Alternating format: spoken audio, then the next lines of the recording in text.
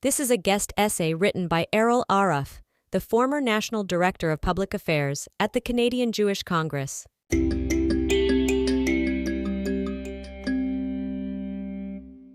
In Notes from Underground, Russian writer Fyodor Dostoevsky wrote, "But men love abstract reasoning and neat systematization so much that they think nothing of distorting the truth, closing their eyes and ears to contrary evidence to preserve their illusions." His observation resonates in the current conflict raging in Gaza, Lebanon, and Yemen as the detractors of Israel have imposed a narrative they wish existed, instead of the one that exists in fact. The left's response to the October 7th atrocities came with the proverbial but. First, they were lukewarm in their criticism.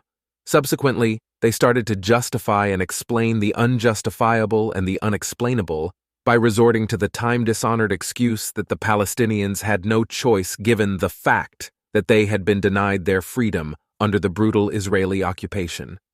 If I were to list all those who exculpated a documented pogrom by placing in context the massacre, not to mention the Illuminati who argued that Israel had it coming, no ifs, ands, or buts, it would fill volumes constituting penances for the readers and me. In reality, the Blame Israel vaudeville show provides a smokescreen for the latter-day aficionados of the Die Grosse Lüge, Joseph Goebbels' big lie. The Palestinians had no choice. The indisputable and documented facts prove that Abba Eban, one of Israel's former ministers of foreign affairs, who famously quipped that the Palestinians never miss an opportunity to miss an opportunity, was spot on. One example for those not ensconced in the cumbersome detritus of medieval anti-Semitism and not theologically blind to the verities of history should suffice. Former Israeli Prime Minister Ariel Sharon unilaterally implemented the removal of 9,000 Israelis living in 25 settlements in Gaza, plus the entire infrastructure, including villages, factories, hospitals, and agriculture, in 2005. It was a Gaza-first attempt, designed to give Palestinians a chance to build a state. 2 years later, Hamas defeated the Palestinian Authority and took over the Strip in 2007. Nevertheless, former Israeli Prime Minister Ehud Olmert and his Foreign Minister Tzipi Livni engaged Palestinian Authority President Mahmoud Abbas in negotiations that resulted in a comprehensive peace plan presented on September 16, 2008. The highlights of the astonishing Israeli offer, summarized by the Virtual Jewish Library, were as follows. Israel would cede almost 94% of the West Bank for the establishment of a Palestinian state. Israel would retain approximately 6.4% of the West Bank. All the lands before 1967 were buffer zones between the two populations would have been split in half. In return, there would be a swap of land, to the Palestinians, from Israel as it existed before 1967. Sparsely populated settlements would be evacuated, but Israel would annex Gush Etzion, Ma'ale Adumim, and Ariel. In exchange, Israel offered to give up an area equaling 5.8% of Israeli territory, maintain the contiguity of the Palestinian state, and create a safe passage between the West Bank and Gaza. It would have been a tunnel fully controlled by the Palestinians, but not under Palestinian sovereignty. Otherwise, it would have cut the state of Israel in two. Jewish neighborhoods in Jerusalem would be under Jewish sovereignty, and Arab neighborhoods would be under Palestinian sovereignty, so that it could be the capital of a Palestinian state. No one would have sovereignty in the Holy Basin in Jerusalem, containing sites holy to Jews, Muslims, and Christians, including the Mount of Olives and the City of David, and part of the Arab neighborhood of Silwan. This area would be jointly administered by 5 nations: Saudi Arabia, Jordan, the Palestinian state, Israel, and the USA. There is no right of return for Palestinian refugees. Still, Israel would agree on a humanitarian basis to accept 1,000 refugees every year for 5 years on the basis that this would be the end of conflict and the end of claims. An effort would also be made to establish an international fund to compensate Palestinians for their suffering. The agreement would also include recognition of the suffering of Jews from Arab countries who were forced out of their homes after 1948. Palestine would have a strong police force and everything needed for law enforcement. It would have no army or air force. The Palestinian border with Jordan would be patrolled by international forces, possibly from NATO.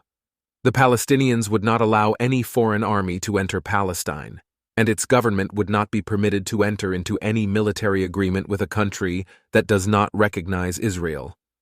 Israel would retain the right to defend itself beyond the borders of a Palestinian state and to pursue terrorists across the border.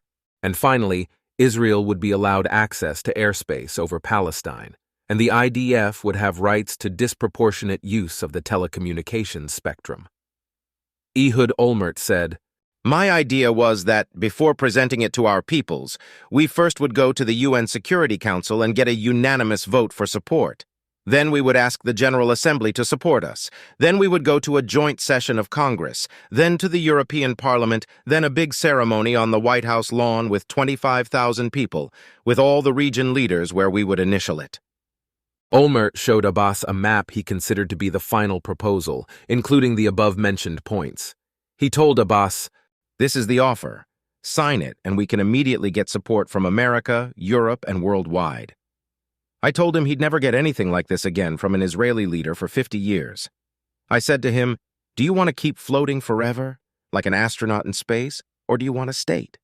When Abbas rejected the accord and engaged in his usual invertebrate flimflammers, the U.S. Secretary of State, intimately involved in the negotiations, observed wistfully that Israeli Prime Minister Yitzhak Rabin had been assassinated in the 1990s for offering less. President Abbas repudiated the deal because he wanted the return of millions of refugees, believed that the incoming U.S. President Barack Obama would offer him more, worried the rejectionist Arab Front would sabotage the agreement, and feared assassination. Let us bear in mind that a similar offer in the year 2000 at Camp David, negotiated between U.S. President Bill Clinton, Israeli Prime Minister Ehud Barak, and the President of the Palestinian Authority, Yasser Arafat, was also snubbed by the Palestinian leader, who told the U.S. President that if he were to accept the deal, he would be killed. After October 7th, notwithstanding the Lazarus-like resurrection of two states living side by side in peace, rapid deterioration, a non-starter since the new position of the Palestinians and their cheerleaders is one state from the river to the sea. The tectonic plates of Israel-Palestinian conflict collided in such a way as to add more layers of complexity and irreconcilable enmity to an already burning issue. When the U.S. equivalents of 50,000 Israeli civilians were murdered, the epistasis was reached. Nothing could be the same in the lands of ill fortune. Yet those pusillanimously acquiescing to any proposal detrimental to Israel, in the name of a just and durable peace, and those indulging in the usual macabre fantasies embedded in irredentist obsessions will continue to spew proposals from every principle disclaimed and contain every term rejected ad nauseum. The Palestinians had their chance, they made their decisions, and they, in common parlance, blew it big time. Thus, the incantation that they had no choice but to wreak havoc on so many Israelis in so short a time with such ferocity is an astringent lie. The Israelis, meanwhile, are not in the suicide business. For Israel, making peace by the unrealistic terms offered by the denizens of the so-called international consensus amounts to internationally assisted forced euthanasia, camouflaged as the promise of eternal peace between the parties.